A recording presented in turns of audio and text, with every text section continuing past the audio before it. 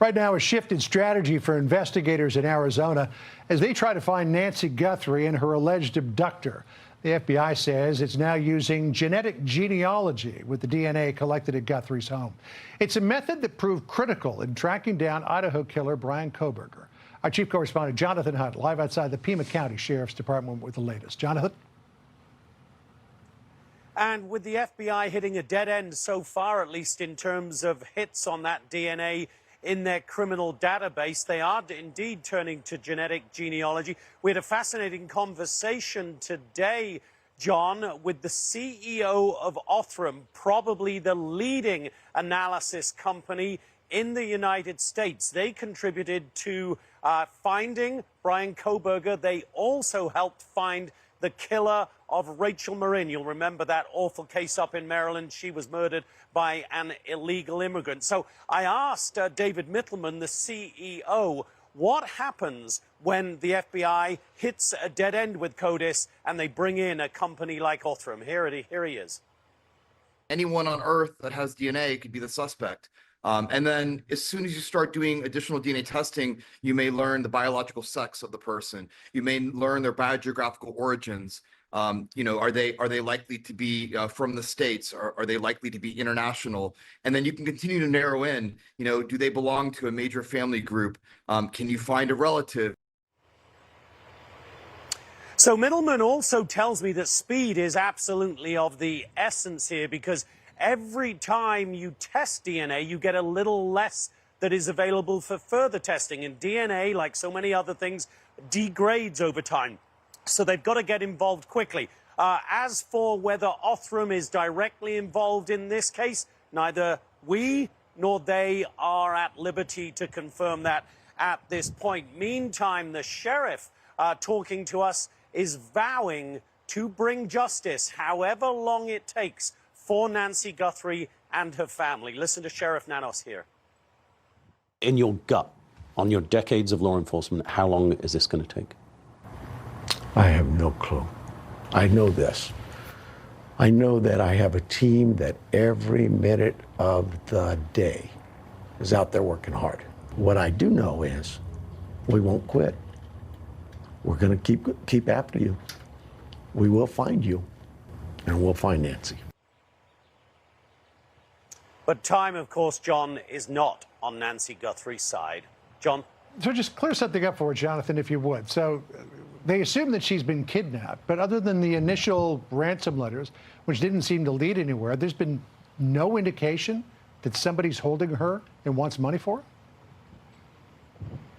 her? No indication that they're sharing with us, John. Now, of course, there could be a lot they are not sharing with us, but they've never 100% said that those initial ransom notes were authentic. So at this point, John, we simply do not know. We hope they've got a lot more that they're not sharing with us, but we don't know the answer to that at this point, John. Well, let's hope, because publicly they don't seem to have a whole lot. Jonathan Hunt for us. John, thank you. Appreciate it. For sure. Jillian?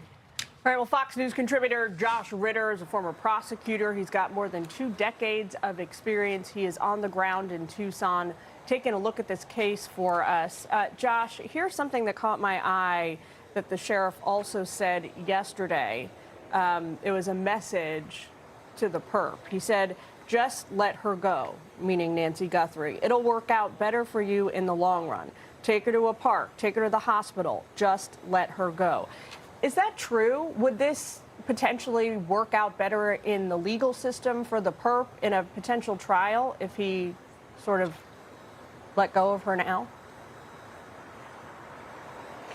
Well, it's certainly better than if he harms her. And I think that was kind of the plea, is that, listen, this doesn't have to end in a complete disaster with lives lost. And that if you still have her and you can bring her back safely, then yes, the answer is it is going to be Josh, better don't we from a know legal that, perspective. Sorry to interrupt, but don't we know that he harmed her, considering her blood was found on the scene? No, absolutely. I think that's definitely a conclusion that we can draw. But I think if if he harms her to the point of killing her, now we're talking about the death penalty. You're talking about a kidnapping, perpetrating a murder. Now you're talking about the death penalty. Is there an argument to be made that perhaps he could be spared that if he brings her back alive? I think hopefully, I think more than anything, the message being sent is that they're still looking to that she's alive and that they're looking to bring her back alive. And to your point, though there was evidence of some sort of violence at the house, apparently not enough. We don't know much about what the condition of inside the home was, but apparently there was not evidence for them to conclude that her life was in fact taken at the time that she was apprehended. So everyone remains hopeful. We learned from the sheriff yesterday there are 400 investigators working this case. That number certainly surprised me, but I am no expert. I'm curious to hear what you make of that number, and it's undoubtedly the right thing for the Guthrie family. I wonder if that is great news for the other thousands of kidnapping victims who remain at large throughout the United States, and what you make of this in terms of, allocation of resources. Yeah, well, it is a tremendous allocation of resources, and it is something that you don't see. It's not common at all to dedicate that many FBI agents, law enforcement agents to this type of a search.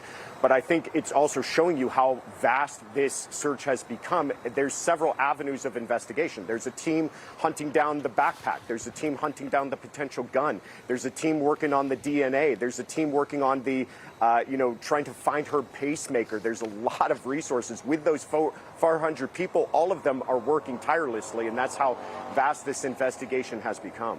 Is it the right allocation of resources? Would you allocate that many investigators, if it was up to you, to a missing 84-year-old when there are thousands of children missing today? You make an excellent point. Many people are asking that. Listen, people go missing every single day. You don't see this type of attention. I think obviously there's we know why this got the kind of attention it did because of her connection to Savannah Guthrie and the president taking a personal interest in it himself. I don't know if there's a good answer to that, but I also know that they're trying to bring back someone alive. All right, Josh, we got to let you go now, but thank you so much for taking time with us yet again today. We appreciate it, learning more from you every day. John? Hey, Sean Hannity here. Hey, click here to subscribe to Fox News YouTube page and catch our hottest interviews and most compelling analysis. You will not get it anywhere else.